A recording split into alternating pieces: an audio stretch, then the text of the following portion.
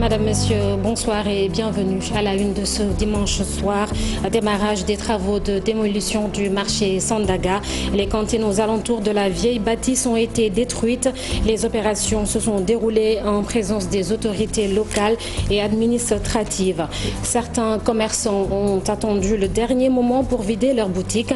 C'est avec le cœur lourd qu'ils ont regagné le nouveau site qui leur est attribué, le champ de course de Dakar.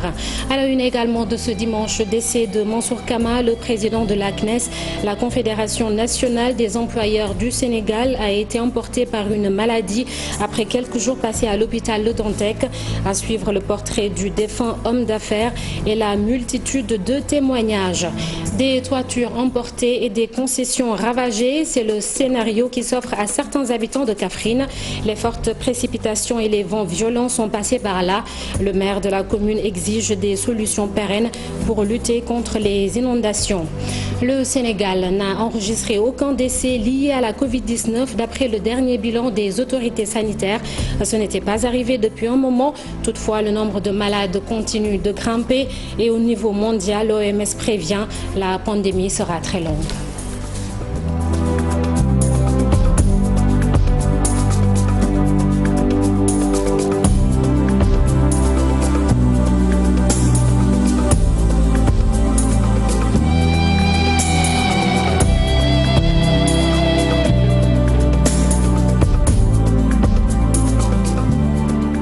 Bienvenue. Vous ne verrez plus le marché Sandaga de la même façon.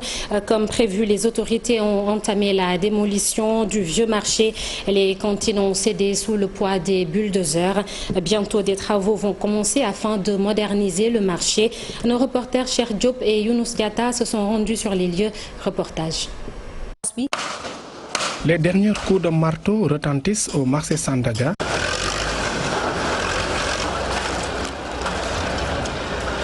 Des caterpillars en œuvre, des camions pour transporter le matériel détruit. La démolition du marché Sandaga est déclenchée. Démarrer maintenant le projet de façon concertée entre l'État du Sénégal, la ville de Dakar et la commune de Dakar Plateau.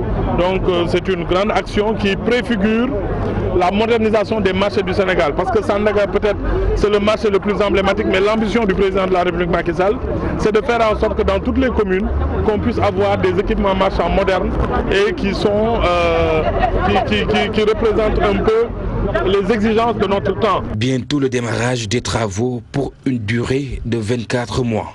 Ça ne devrait pas dépasser 24 mois. Nous allons y travailler avec la ville, la commune de Dakar Plateau. L'objectif du gouvernement est de changer le cadre de vie de la capitale sénégalaise. Après Sandaga, d'autres marchés aussi seront démolis. Après Sandaga, ce sera Kermel. Le ministre vous l'a dit, nous allons aussi désencombrer les alentours de Kermel pour vraiment que le centre-ville soit propre, salubre et digne d'une capitale, de la capitale sénégalaise. Processus la boo xam ne yàgg na ñu ko tàmbalee ak léegi bu ngeen di fàttaliku yéen ñi taskatu xibaar Premier ministre Boun Abdallah Dionne à l'époque defoon na fi benn conseil interministériel sur les marchés, sur lesquels donc l'État, le chef de l'État, avait dégagé une enveloppe de 70 milliards pour réhabiliter les principaux marchés au Sénégal. Et c'est depuis lors que ces projets sont sur la table. Ce marché ont des patrimoines historiques du pays. Le délai de la démolition est bien respecté par les commerçants qui sont désormais logés au champ de course. Tout le matin déjà, des marchands installés au marché Sandaga se sont rendus sur place pour totalement vider leurs échoppes. Des gestes pleins de tristesse, on l'imagine.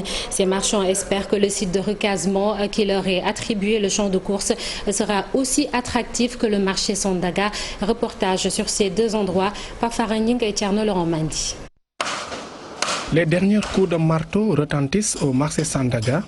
Avant la démolition des cantines, chacun essaye de sauver les marchandises et autres objets précieux avec un cœur gros de quitter ces lieux. Depuis hier, nous avons commencé à sortir nos bagages.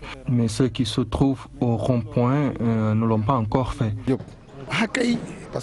C'est vrai, nous tous nous avons l'habitude de venir ici pour travailler, mais il faut tout remettre à Dieu et espérer des lendemains meilleurs. Camions et pick-up sont déjà sur place pour acheminer les bagages au niveau du site de recasement. Nous rassemblons nos bagages pour aller au niveau du site de recasement. Je vais essayer de prendre les bagages qui peuvent sortir et le reste, je le laisse sur place. Ensuite, ils vont démolir. Autour, au niveau des centres des courses, certains commerçants commencent déjà à s'installer avec beaucoup d'espoir. Maintenant, nous laissons tout entre les mains de Dieu, en espérant que tout sera réglé. Nous nous installons de façon timide. Pour l'instant, c'est bien, il n'y a pas de problème. Ça va ici pourtant, mais c'est l'organisation qui laisse à désirer. Certains d'entre nous avaient des cantines bien placées et beaucoup plus grandes. Même si certaines cantines restent fermées au marché Sandaga, beaucoup de commerçants ont respecté leurs paroles en espérant que les autorités feront de même après la reconstruction du marché. Faragning, voilà ce que l'on pouvait dire ce soir sur la démolition du marché Sandaga, un marché vieux de plus de 80 ans. C'était l'un des grands noms du patronat sénégalais. Mansour Kama est décédé. Il était le président de la CNES, la Confédération nationale des employeurs du Sénégal. Des hommes d'affaires qui l'ont côtoyé parlent d'un patriote et d'un homme généreux. Leur témoignage au micro de Cheikh Diop et Younous Diatta. Nous venons de perdre un grand patriote. Un grand monsieur du monde du travail. Mansour était un investisseur, partenaire social d'investisseurs. Mansour a donné toute sa vie à l'économie sénégalaise. Le Sénégal a perdu un digne fils et Mansour est un modèle pour les jeunes entrepreneurs. Et aujourd'hui, nous sommes vraiment bouleversés, tout le secteur privé, le patronat, parce que c'est un des nôtres qui vient de nous quitter. Mansour Kama est connu comme étant un patron d'entreprise, comme étant le président de la Confédération nationale des employeurs du Sénégal, mais il faut également le penser en tant qu'acteur des assises nationales. Donc comme un homme qui a à un moment donné pris son courage à deux mains pour, avec d'autres patriotes, s'asseoir autour de la chose Sénégal et réfléchir quant à notre devenir. En tout cas, c'est une perte immense pour le Sénégal, c'est clair. C'est une perte immense pour les acteurs économiques que nous sommes. C'est une perte immense aussi pour son organisation. Nous prions le bon Dieu d'accueillir dans son paradis céleste et que son âme repose en paix.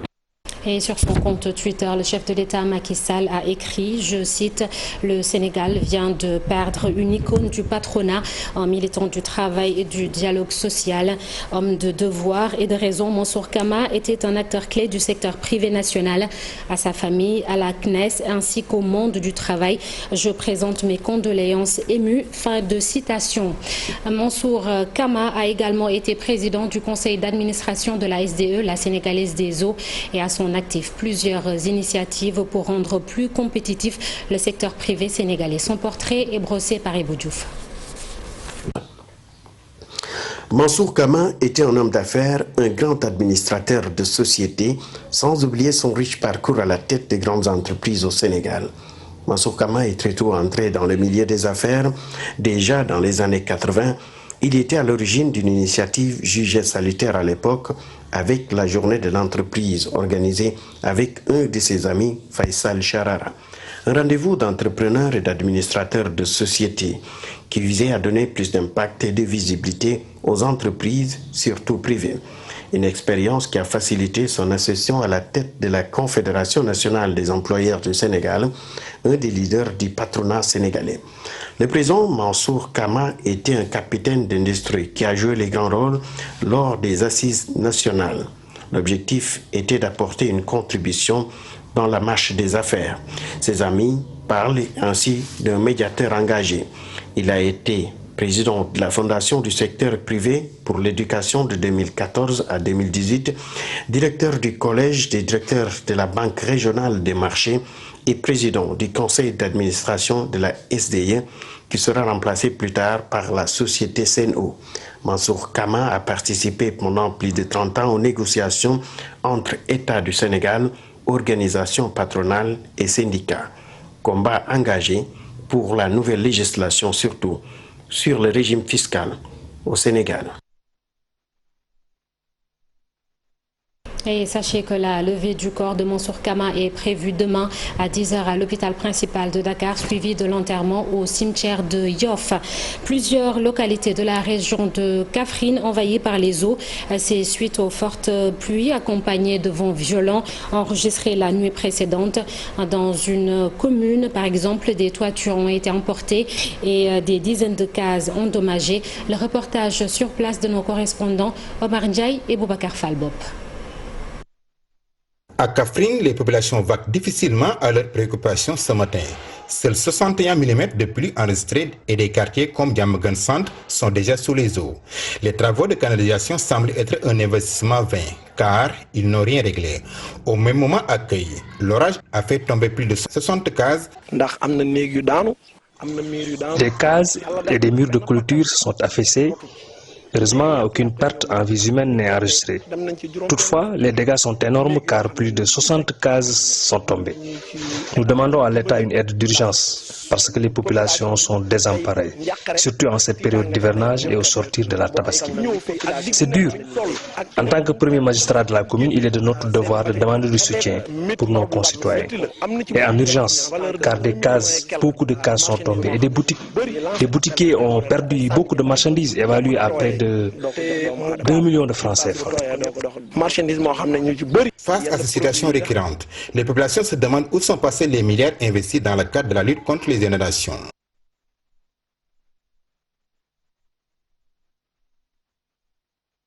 Et à présent, la réaction du maire de Kaffrine, Abdoulaye Wilane, confie avoir alerté très tôt, mais sans succès. Et par conséquent, il demande des solutions durables pour lutter contre les inondations. Abdoulaye Wilane, maire de Kaffrine, est interrogé par Omar Ndiaye. À chaque fois que nous allons la voir, les gens y voient une prise de position ou un positionnement politique. Ce n'est pas le cas. J'assume mes responsabilités et je les porte sur mes frêles épaules pour plaider pour la commune de Kaffrine, plaider pour le département de Kaffrine, plaider pour le Sénégal parce que je suis un député à l'Assemblée nationale. Il s'ajoute que moi, je suis maire. Quand je sais ce que je dois faire, si je sais ce que je peux de ce que je dois faire, pour le reste, c'est l'État, la solidarité nationale qui doit agir et prendre ses responsabilités. L'État doit anticiper en prépositionnant tout ce qu'il faut pour intervenir d'urgence et également, même pourquoi pas, déclencher des procédures d'urgence qui permettent de mobiliser tout moyen pour l'énormité des montants annoncés ça et là pour amener à réfléchir. Pour moi, ce qui est important, c'est le résultat. Qu'on dépense plusieurs milliards, plusieurs millions ou plusieurs centaines de milliers de francs CFA, si c'est à même de résoudre le problème, nous prenons et nous applaudissons. En ce qui concerne le bassin d'attention, le fait qu'il soit rempli d'ores et déjà prouve que il n'est pas adéquat, il n'est pas adapté à ce qu'il nous faut. Changeons de localité pour parler toujours des difficultés des populations. Les lendemains de Tabaski sont parfois très difficiles avec les énormes quantités de déchets. Mais à Saint-Louis, le service de nettoiement a sorti les gros moyens pour débarrasser la ville de ses ordures. Des autorités municipales ont tout de même appelé les populations à mieux gérer leur cadre de vie. Écoutons à ce propos Alicine, il est le chef des services techniques municipaux de la ville de Saint-Louis avec Ousseynou Diop et Habib Seck. Ce sont généralement des fêtes, des moments de haute production de déchets. Donc nous nous organisons de sorte que le lendemain, qu'on procède à des opérations de grande envergure pour le nettoiement de la ville. Donc vous avez pu le constater hier après les fêtes, donc l'avenue était presque sens dessus, sens dessous. Donc nous nous sommes mobilisés avec l'UCG, n'est-ce pas, pour venir à bout tous ces déchets qui sont dans la ville, principalement sur les grandes artères.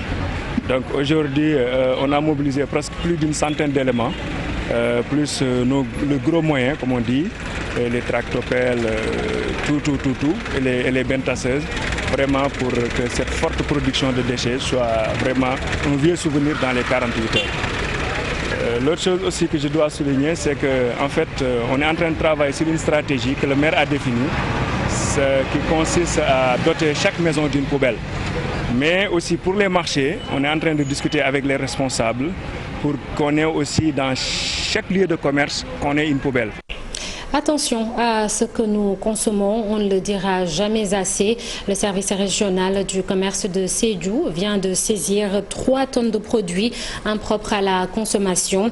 Le chef de ce département invite donc les Sénégalais à être plus vigilants. Il s'appelle Madi Danfara et il est interrogé par notre correspondant Bakary Kondé. Le contexte de fête fait qu'il y a certaines personnes mal intentionnées qui profitent de cette forte demande pour écouler dans le marché des produits impropres à la consommation. Bon, à côté de cela, il faut préciser que la région de Sédhiou est une région frontalière, donc à la Gambie et la Guinée. Il y a également certaines personnes qui en profitent à travers les marchés hebdomadaires et d'autres axes routiers pour commercialiser des produits douteux. Et nous ne cessons d'être sur le terrain et nous avons des programmes spéciaux pour cela, pour aller vers donc, ces zones-là à risque, véritablement retirer des circuits de distribution tout produit impropre à la consommation. Et profiter également de cette occasion pour demander aux consommateurs d'être beaucoup plus vigilants parce que, comme je vous l'ai dit, les gens mal intentionnés n'hésiteront pas à vendre des produits juste pour avoir un profit.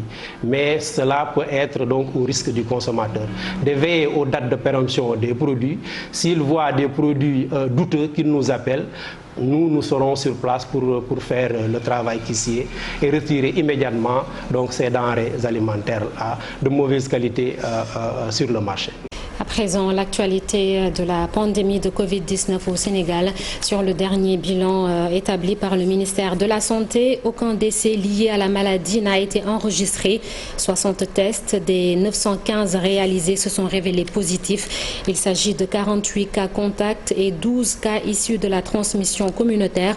Retenez qu'à ce jour, le Sénégal compte 209 décès et plus de 10 300 cas positifs.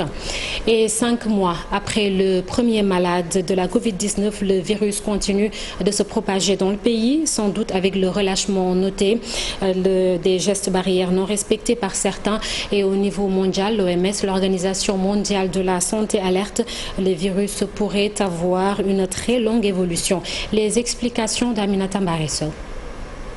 À la date du 2 mars 2020, le Sénégal venait d'enregistrer son premier patient testé positif à la Covid-19.